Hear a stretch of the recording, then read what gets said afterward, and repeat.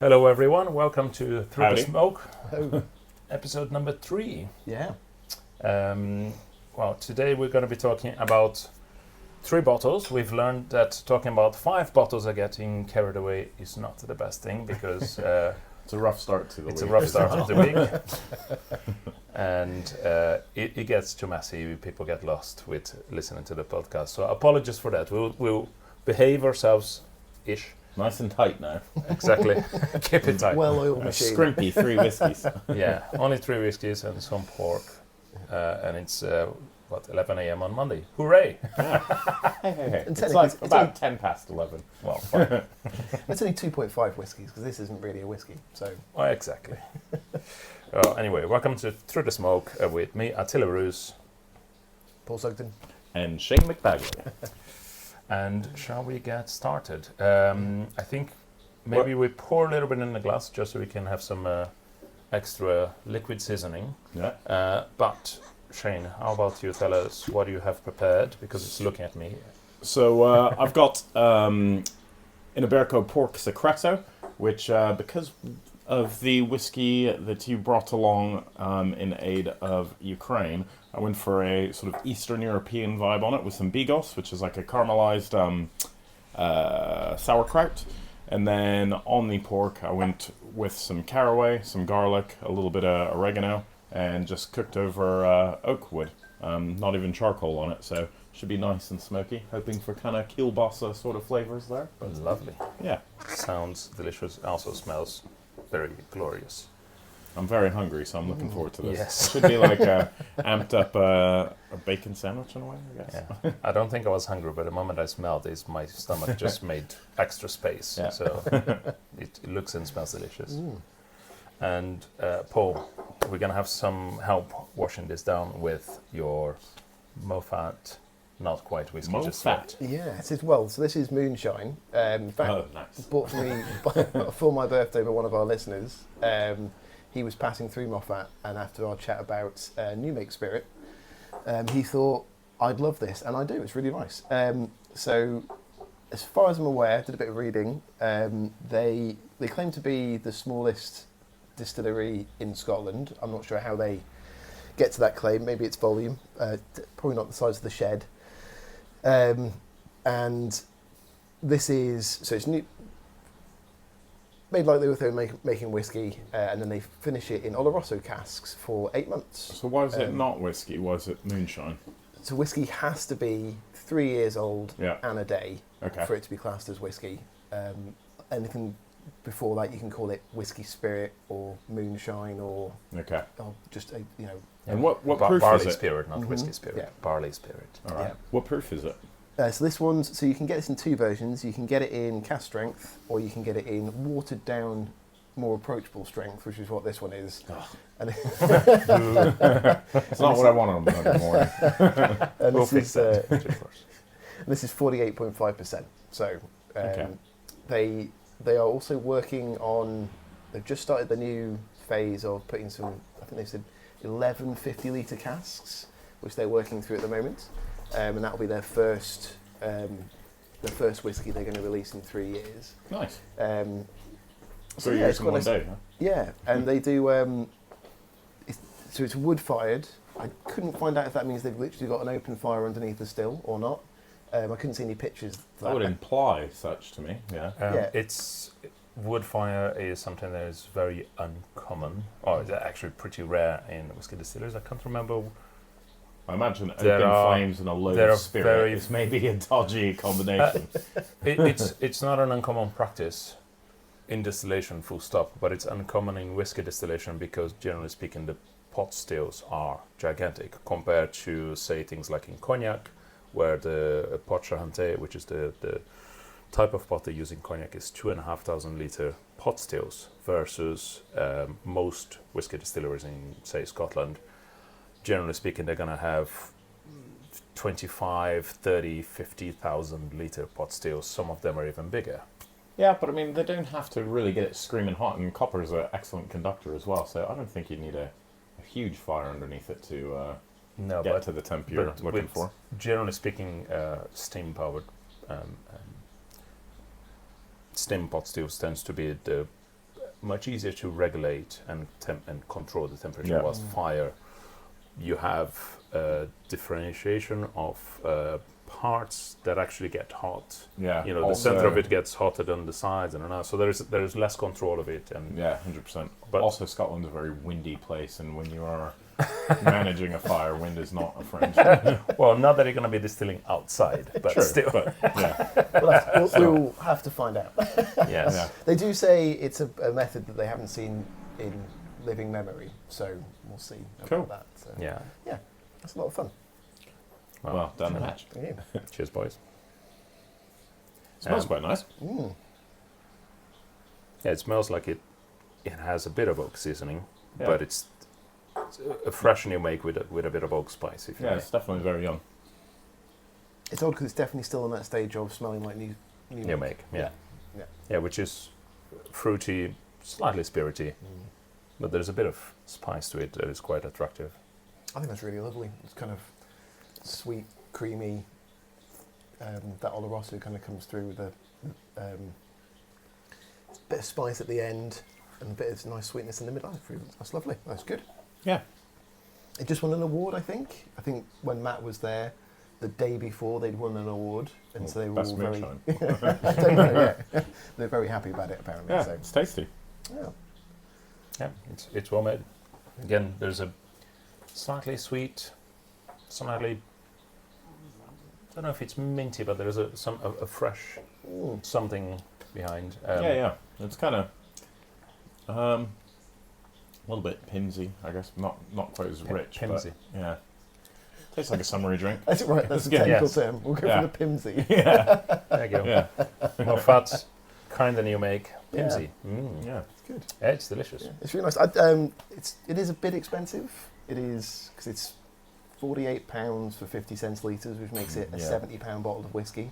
That's not whiskey, but I mean, for something new and fun, maybe you can let them get away with that. But yeah, Yes, I think you need to be a slightly whiskey geek to appreciate it and be happy paying £70 for It's a also like- bottle that is not yet fully aged and in a way So, I mean, fully how formed. are as a they whiskey. justifying that price, given that like they're not really having much angel share or anything like that they have to factor into it? well, Is it- I mean, if you They're compare it, using really expensive logs for their wood fire. there's a lot of gin more expensive than that these days. Yeah, which that's true. I mean, It's matchstick lit pot still. Yeah. It takes a while until Or it's goes. all the buildings they burned down in the soap and fire. As you said, trying to keep the fire on in Scotland, it's very hard. Mm. Or the wind. it does say Yeah. Scotland's first wood-fired distillery in 2 centuries. So there you go. Okay. Yeah. Yeah, it's I'm fun. curious. I want to do some research and find out if there is any distillery that is still using direct fire. Well, then that seems to say that they're not. This is the only one. In No, it Scotland, says that, there'll be it's some a in- new one. Maybe there is Oh, I one that see. is over 200 years old that is still using it. That's cheating. Yeah, I know. Technicalities, man. Yeah. Technicalities. Cool. Well, that's fun. Thank you for sharing, Paul. Yeah. Well, I'm getting hungry by Yeah. looking at this. I think Let's we get need in to Line the stomachs before we get into these other 2 bottles. let's get some So, Shane's meat going. This on is there. the smoked pork secreto again with some caraway and caramelized sauerkraut. Not quite as hot as I'd hoped, but What's a secreto? Zero cut. yeah, it's a cut of pork from Spain. I don't actually know exactly where on the pig it comes from. I think it's in the shoulder, but when you get it, it looks a bit like a small bavette steak, but it's just got loads of marbling fat in it. And with the beer coke pork, they're reared to a very high standard, and you can have it served rare if you like. I cook these ones to about mid-rare to medium. Yeah, Fun. So is that a temperature you're aiming at, or just a feel of the meat? Or? temperature. I cooked it to about 55 degrees, Okay. Yeah. and then it rested while I brought it over. So we won't tell the AHO. No, we're not serving it to public, mate. By the way, when you talk about temperature, do you use anything like a measure meter thing or anything? Yeah, or- temperature probe. So I always recommend. You get like a lot of cocky chefs who just really don't like using probes. They're like, oh, you squeeze your thumb and you can test the density.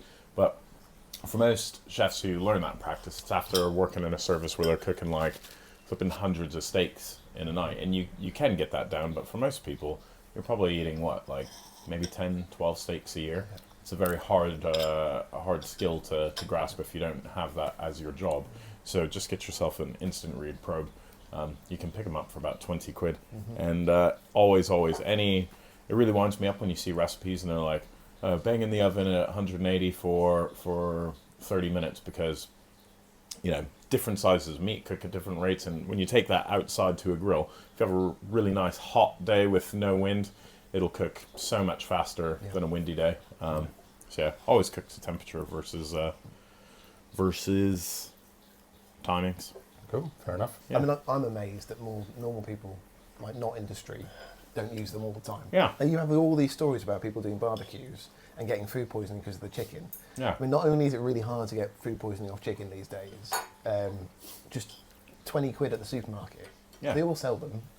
Just get everything plus 70 degrees, 72 plus. I know. And also, it I think with grilling, a lot of people just have a tendency, if they're not sure, they're like, oh, just cook it longer.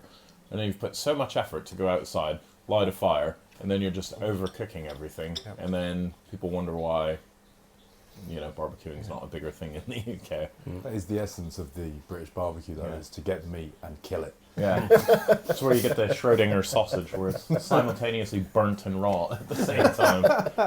But you have to bear in mind that this is a country that until, 100 or so years ago, every piece of meat you boiled. Yeah, but I mean, Paul looks so sad thinking about his current nation. the French used to call British roast beef because, like, on front lines and stuff, they'd be roasting meat over fires. And what is it? Maybe 150, probably even only 100 years ago, most people's nans were cooking on coal-fired ovens, and it's.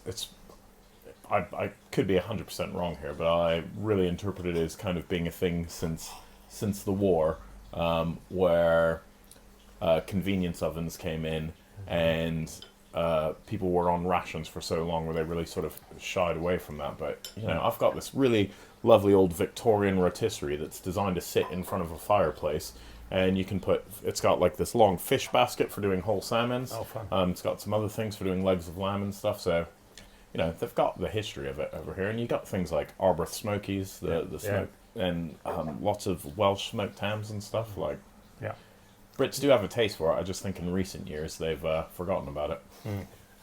You just need to have yourself an Ingo Nook, so you can then put your kit and then start barbecuing in front of your own Ingo Nook in your manor house. One day. Yeah, fair enough. Well, that's fantastic. It's really nice. Yeah. I really enjoyed that. So when you said you get to the temperature, was that just over? I didn't hear if it was over open coals or just. I just lit some chunks of oak on fire and actually cooked it over that, so the smoke is from that. It's not charcoal.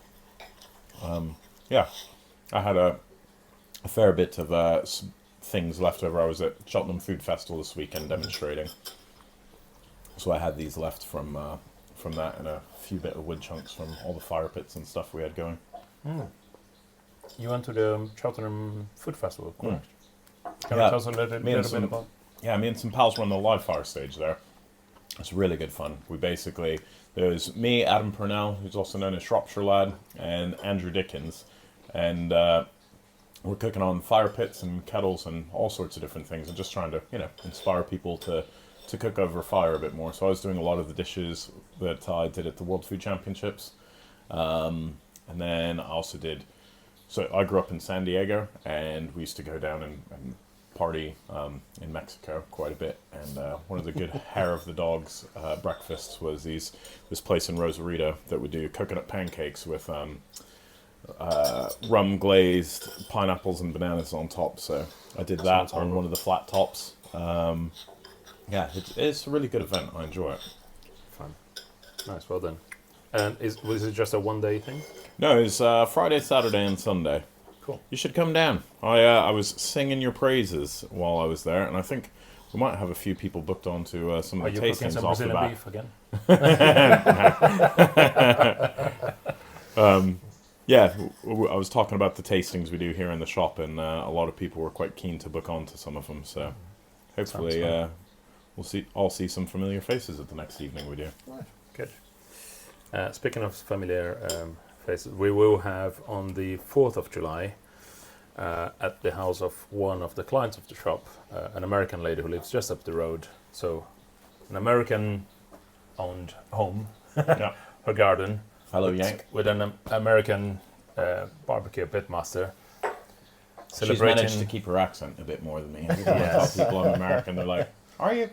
You sure?" But, yeah. Well, you look American. You sound Thanks, American too. You sound American. Well, yeah, sorry. XL. Yeah. Can you define what an American looks like? Shane. Shane. There you go.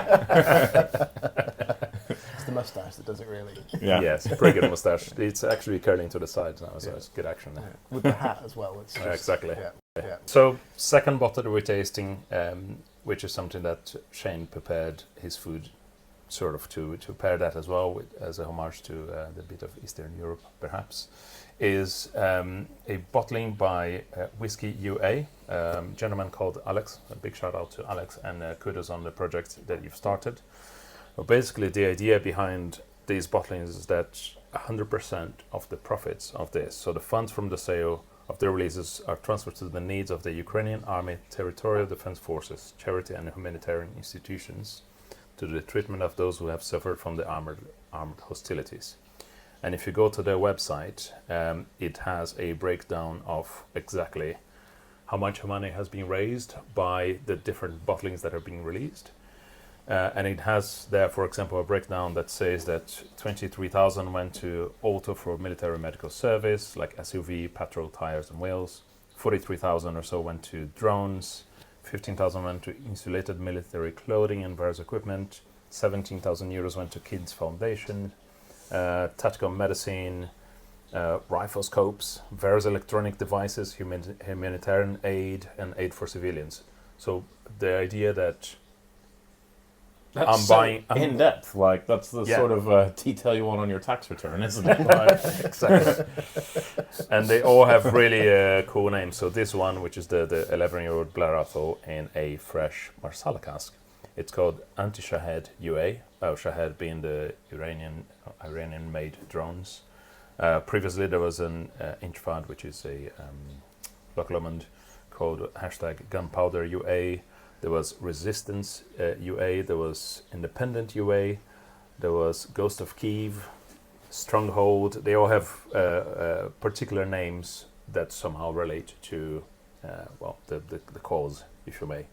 it's got the label is quite cool as well. It kind of reminds me of like a Linkin Park album cover. It's very yeah, exactly.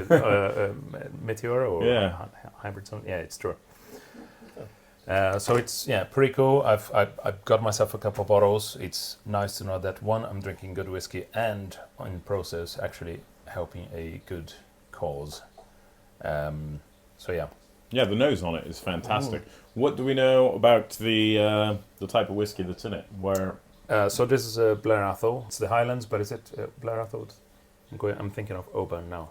Where is Blair Athol? Is it Western Highlands as well, or is it I'm not sure. northeast of Highlands? Yeah, Blair Athol's not always been on my radar particularly. It's definitely a Highland though, and it's Somewhere at the top. in the north. I expect more detail. I very much view myself as the Carl Pilkington of this podcast. Well, And you two are supposed to be educating me about whiskey. Wait, who's Ricky Gervais? Who's Stephen Merchant? Because we need to figure out the rest of it as well. So normally I'd be cheating right now. You got the glasses, so you can be Stephen. Oh, thanks.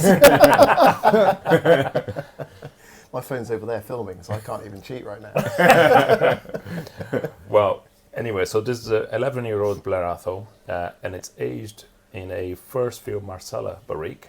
Marsala is fortified sweet wine made in Sicily. Yeah, no, that is very clear on the palate to me, actually. Yeah. And all of his releases are single cask releases, so this is a 339 bottles made. But it is watered down, so this is a very gentle 46%. And that's fully matured in Marsala. First fill Marsala, so yeah, fully matured, yeah. 11-year-old in a Okay. beautiful Marsala cask. That's fantastic. So what sort of price does this retail at? If I am not mistaken, it's either 85 or 89 pounds. I believe it gets shipped from Germany. Okay. You can go, if you look up whiskyua.com, or for the whiskey geeks out there, his profile also will be on Whisky Base, which is like an online platform for whiskey geeks to keep record of everything that they own and drink, and tasting notes, and you can check tasting notes from everyone else around the world as well, so it's pretty cool. If I'm not mistaken as well, there's a QR code on the back where you can directly donate to the cause, isn't there? Exactly. So if you check in the back, it says there, there's a little QR and says direct link to a special fundraising account in the National Bank of Ukraine to support Ukrainian army. And I would urge anybody, I'll add it to the video, but it's a cause quite close to my heart. We had 2 Ukrainian refugees stay with us for over a year, Vladislav and Nika, and they've just had a baby recently, actually. So, sweet. Congratulations to them, and do go donate because it's a good cause. Yeah, exactly. Yeah. I may be mispronouncing this, but I think it's Slavia Ukraine. Slavia, Ukraine. Thank you. Free. Okay. Free Ukraine. Free Ukraine. Yeah. Get old Pilkington. I think the masala doesn't come through on the nose as much as I thought it would, but it's really it's light, really strong on the fruity, tongue, isn't it? But as soon as you taste it, it's there. Yeah. I think if it was stronger, this might be a bit spicy. Yeah. If it was sort of at the 55% mark.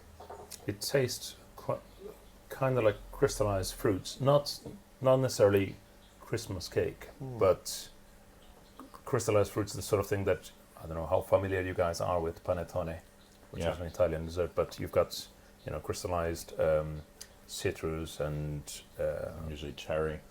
Exactly.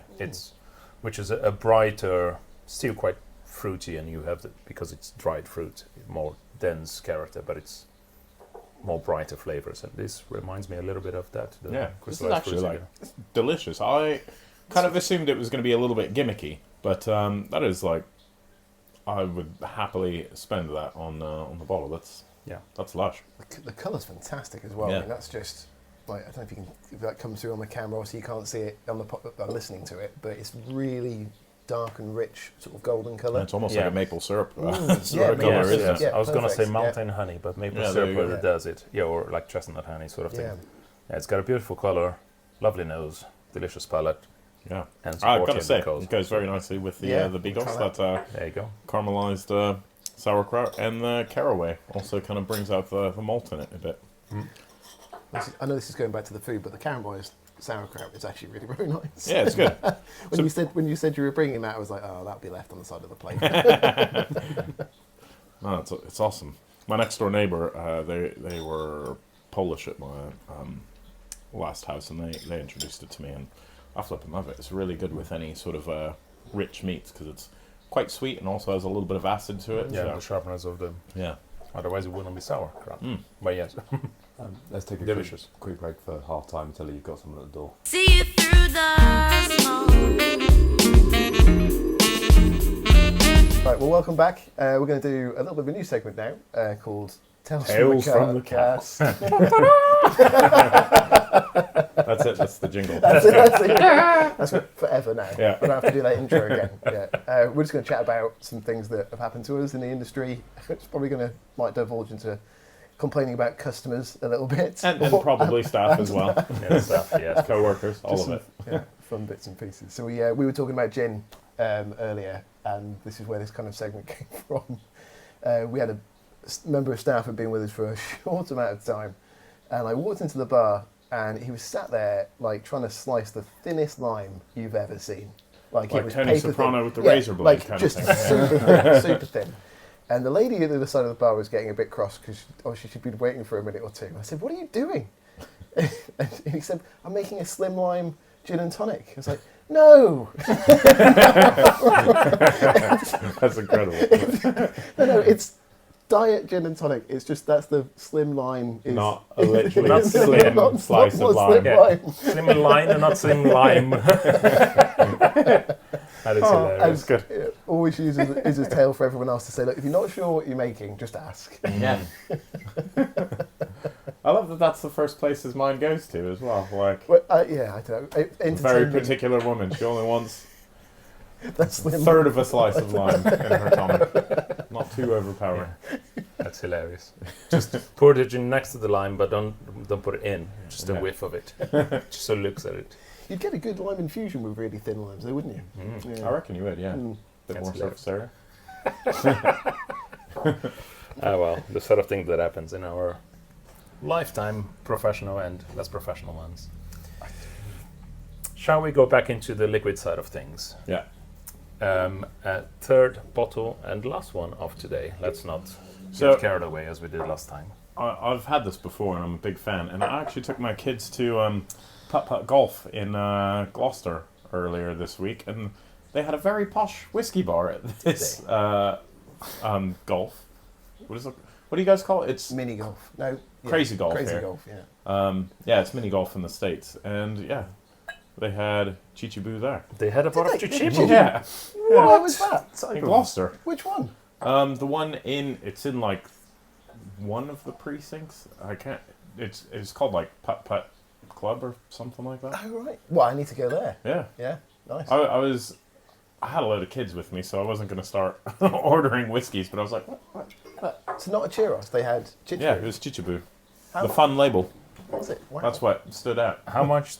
How much was it? I was with my kids. I didn't want to bore them with. You like, thought it was very expensive hang on, golfing. I'm just talking to the bartender, sweetie. Hang on.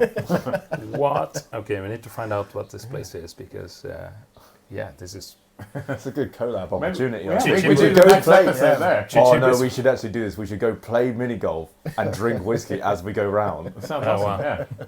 Yeah. Last hole is going to take 7 hours. We did it right after laser tag actually, and we showed up really late because I booked it online and went to the wrong laser tag facility, but we got there and it was this other little kid's birthday and they had like 10 of their mates there and it was them versus me and my 2 kids, and I thought they were slaughtering us because they were just following us, like shooting us in the back the whole time, and then at the end they give you the scorecards and I smoked all of them. I was so chuffed. One of them was like, maybe 12 or 13, so it's not, it's a teenager, right? Yeah.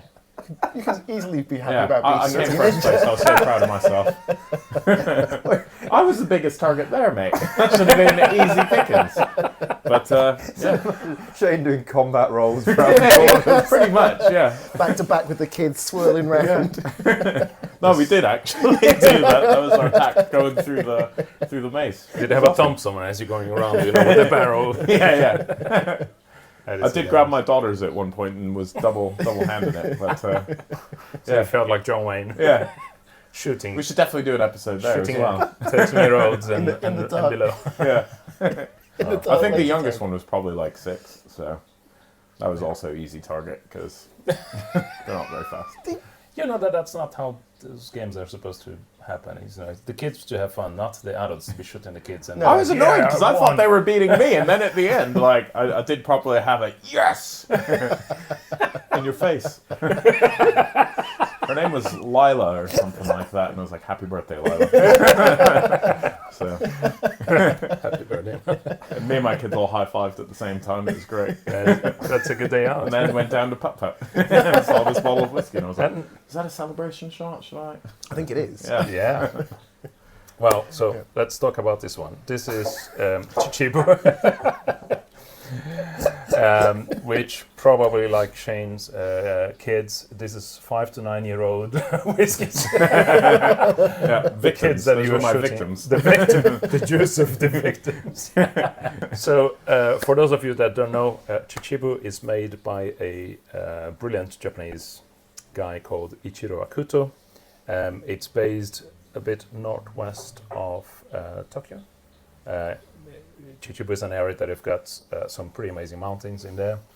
And it's a fairly small distillery until, I would say about 6 years ago, he only had one pot still that per year was making about 78,000 liters.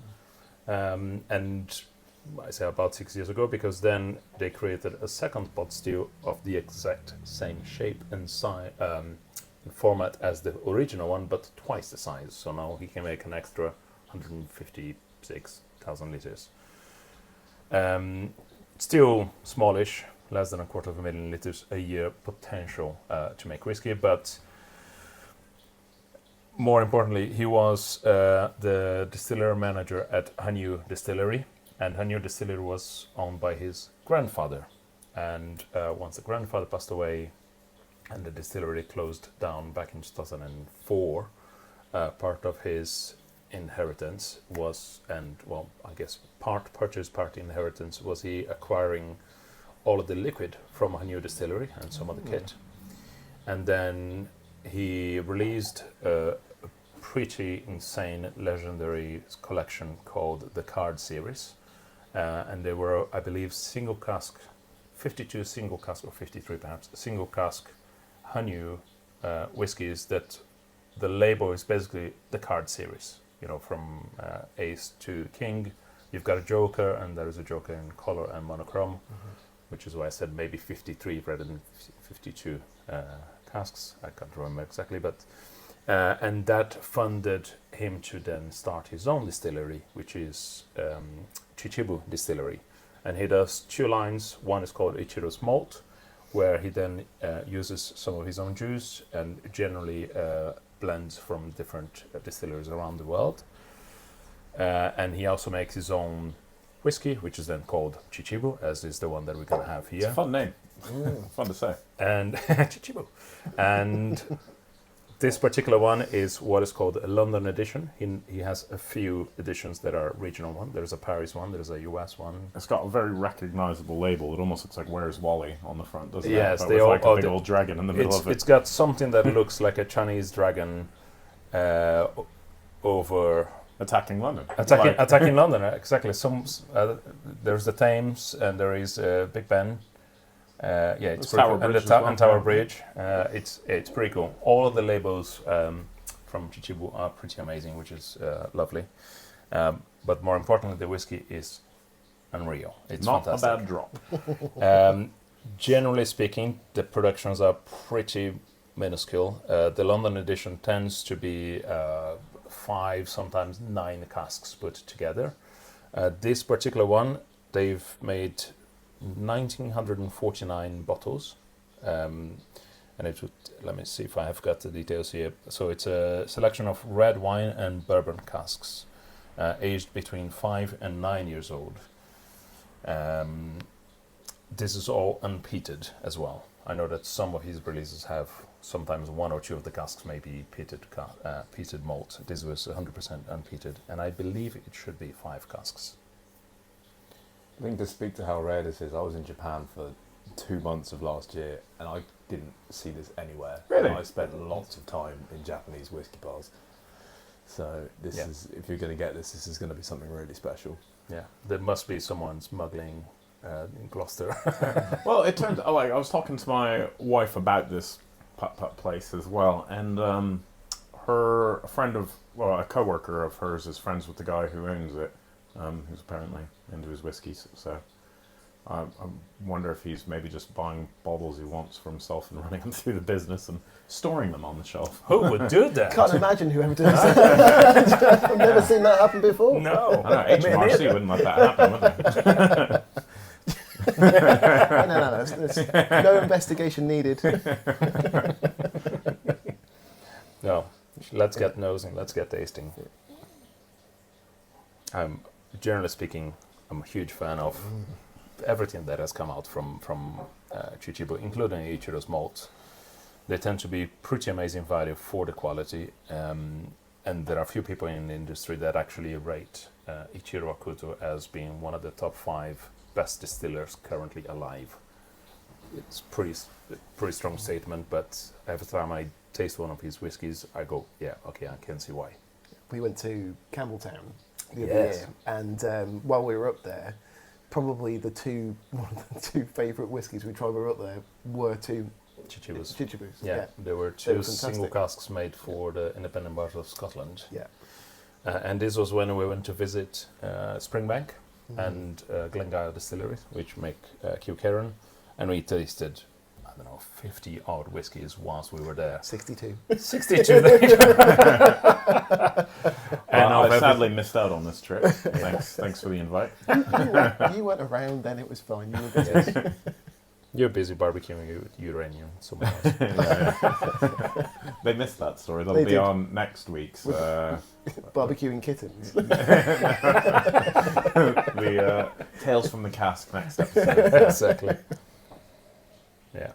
And yeah, we tasted some pretty fantastic stuff. I remember tasting what Springbank Local Barley 16-year-old, which was unreal. There's an 18-year-old hazel burning for fresh bourbon cask made for the virtual open day. But we came back from it, and the 2 bottles out of the top 5 that we had, that we were talking about non-stop, saying these are the best ones, were actually 2 Chichibus. Nice. Even though we were in Campbelltown having amazing whiskies there. Well, it tells you how good this is. Yeah. The nose on it is like really floral. You get it's like almost a bit of lavender or lilac or something like that. It's a bit orangey as well. It's got like a bit like kind of... Yeah, almost like bergamot, a bit like Yeah. Earl Grey. Yeah. So the official tasting notes: vibrant notes of ripe mango, delicate lilac, and warm I'm learning. and warm incense spice, complemented by hints of honeyed oak, citrus zest, and subtle earthiness. Yeah. I don't get much earthiness out of it, but the citrus, honey... Yeah, that's... Yeah. One of the main differentials of Chichibu is that their washbacks are made with Midjanara oak, which is a pretty expensive exercise to make. I was thinking I was going to take a sneaky sip first, but that is like so much better than I remember it. Because one of the tastings here, we had it on before, and the thing that often happens on the tastings is I'm not really paying attention to what Attila's doing. I'm just focusing on the food, and he's like, "Oh, try the dram," and I lose track of which one's which. But this is awesome. Yeah. God, it's so full, isn't it? Like, Yeah. the body's fantastic. Yeah. Yeah. Yeah. The viscosity of the spirit Yeah. itself Some is good legs on it. Yeah, delicious. I love whiskey when it's got a really big, heavy body. Yes. Like many things, mate. Yeah. It's got to be oily, though. Same. Yeah. Okay. Fine. Right, guys, you've taken it too far for Attila. Hey, so when are He's you gonna? Brazilian. He's supposed to be the rude one. He's the one that's already been strutting down beaches with oil all over him a couple of times. Oh, Yeah.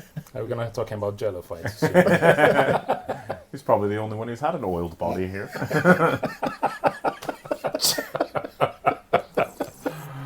Oh dear. Okay, well, back to the whiskey. Oh man, that is so good. So tasty, yeah. So, what does this retail at a bottle? $2.95. Do we not want to talk about that? $2.95 on release. Okay. Yeah. Yeah, And upwards afterwards. exactly. Okay. Secondary market tends to be punchier as well. Yeah. I mean, yeah. I can see how they justify that price. Yeah. Yeah. Generally speaking, is exclusive to the Whisky Exchange in London, and from there, if anyone else has it, it tends to be that they are acquired, somehow, and then it's secondary market prices. And do you have it on the shelves in this fine establishment? Well, I've seen it before. Now but that I you've don't asked. at the moment. I think I've got 3 bottles. Okay. Yeah. Part of industry connections, bootlegging. It's just got a finish that goes on for ages as well, and it's that sweet citrus note just coming Yeah. all the way through. And it's just It's literally like nectar. I could drink a pint of this, mate. Right, Give me a pint of whiskey, please. Yeah. right at the end, it kind of softens to this kind of honey, creamy note that just keeps on going. Mm. And every time you breathe in, you go, Yeah.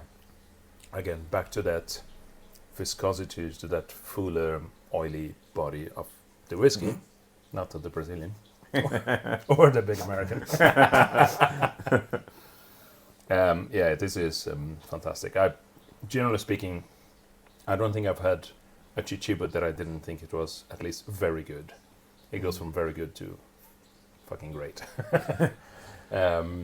Yeah, and this is onto that again. They just, I think he's a genius. Everything that is done there is done with such ridiculous attention to detail. I remember attending a masterclass, I think it was early last year, that the guys from Chichibu came to London, and the distributor was doing a masterclass with them, and we were tasting the Ichiro's malt range, and we tasted I think 2 Chichibus plus a sneaky bottle that basically was just a handwritten label, which was a whiskey from the new pot still. So it was 100% from that new pot still that was twice the size of the original one. And that whiskey was just over 3 years old. So they could have bottled, but they had not. They said, no, it's not yet ready, but it's just for you guys to see that pot still and how it's behaving, and hopefully say that, agree with us that we think this is going in the right way. And I kid you not, that is now on my top 5 best whiskies I've ever tried. It was just over 3 years old, and it's unreal how beautiful, pure, again, that crazy rich oiliness, without feeling that it's fat. It's just, there's so much concentration without it being powerful. It's amazing. And I remember seeing then, on the presentation they showed a photo of Ichiro in the middle of winter up in Hokkaido, lots of fallen oak trees, and he's basically going around choosing which tree he wants to buy to then make the oak for aging of the whiskey. Because that's what you're doing. You go there and you say, I like this oak, and you bid, and hopefully no one else will outbid you, and so he's choosing the actual tree that is then going to be made into the casks for his whiskey. That's impressive. He's that meticulous. I mean, going back to this specific bottle, like, every time I taste it, there's just so many layers of flavor going on. You can pick out, like, you can just focus on so much from it. Like, the sort of that you can really detect the floral notes on it, and I mean, it tastes like several different glasses in one, doesn't it? It's when I worked with the guys from Rémy Martin, I worked with Louis XIII, which is the top crazy cognac that is 40 to 100-year-old cognacs as part of the blend, and super complex. And I would explain to people that tasting, going to taste a glass of Louis XIII is a little bit like you go to visit the British Museum or perhaps the Notre Dame. That every single visit you go, you will never see the full picture. Yeah. You will only see the certain facets that it will be showing you on that particular day, or that you choose to see on that particular day.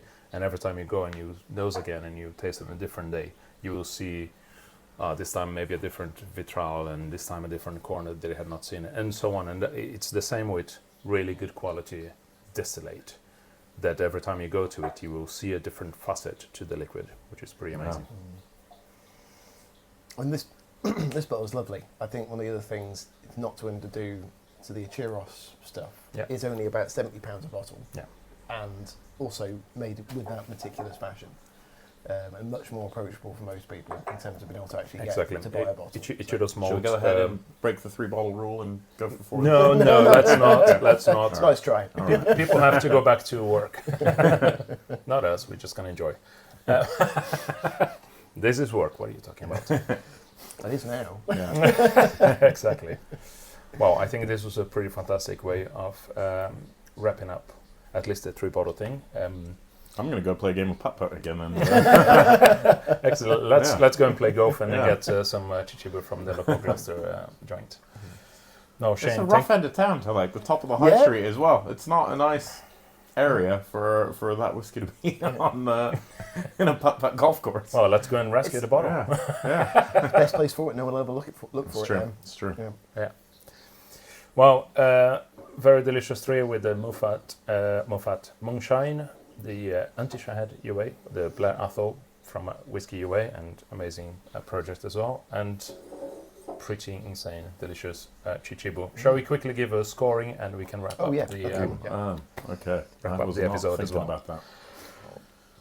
Sorry, the Moffat Moonshine slightly aged moonshine.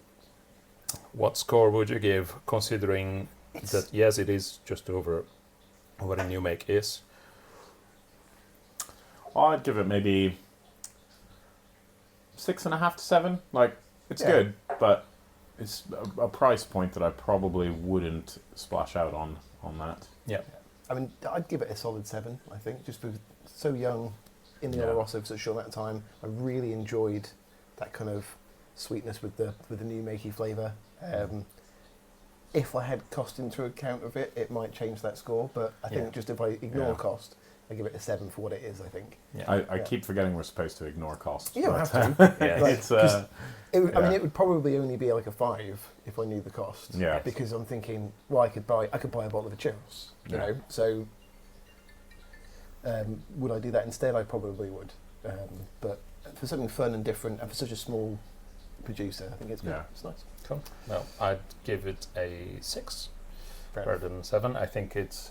I'd want to know what it is, and I'd drink the dram, which is it's good. It's a good whiskey, or good new make / moonshine. So, yeah, fun. Now on to the 11-year-old Blair Athol aged in First Fill Marsala Barrique from the guys at Whisky UA.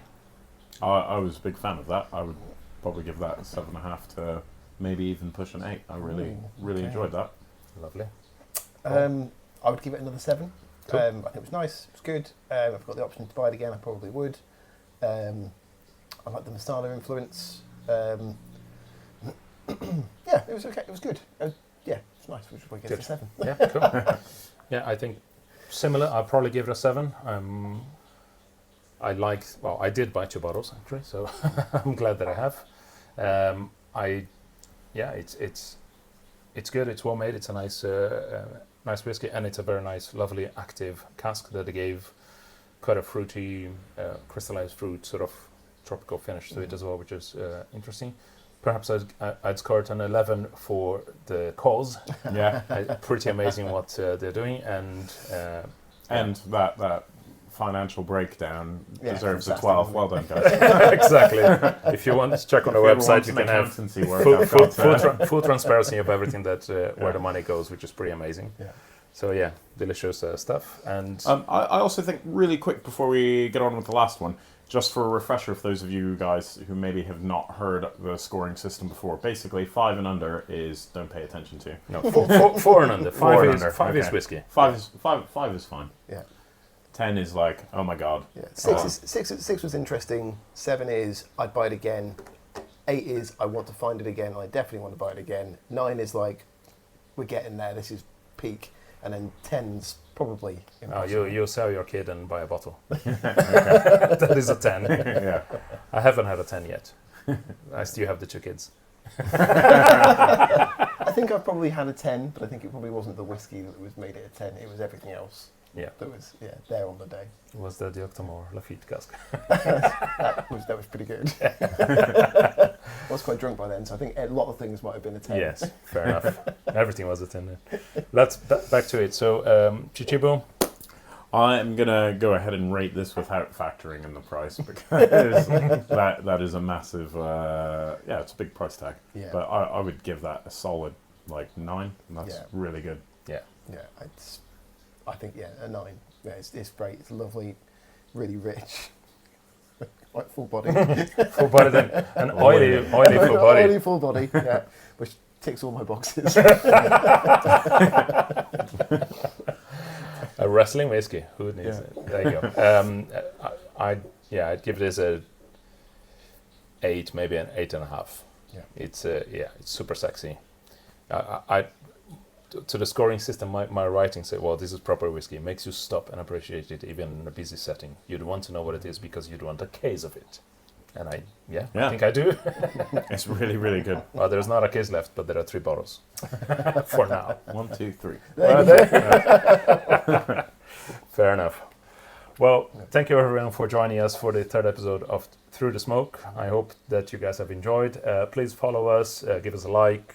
You can listen to us on all of the podcast platforms, Apple Music, Spotify, and so on. And you can also watch us on YouTube if you want to see three middle-aged men just getting slightly pissed. This is the channel to go for.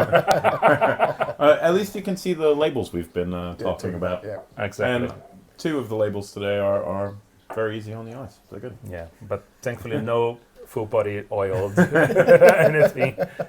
Underneath these clothes, mate. We, The sheen. the viewership would shoot up, you know that. Yeah. Different platform though, Yeah. maybe. Yeah.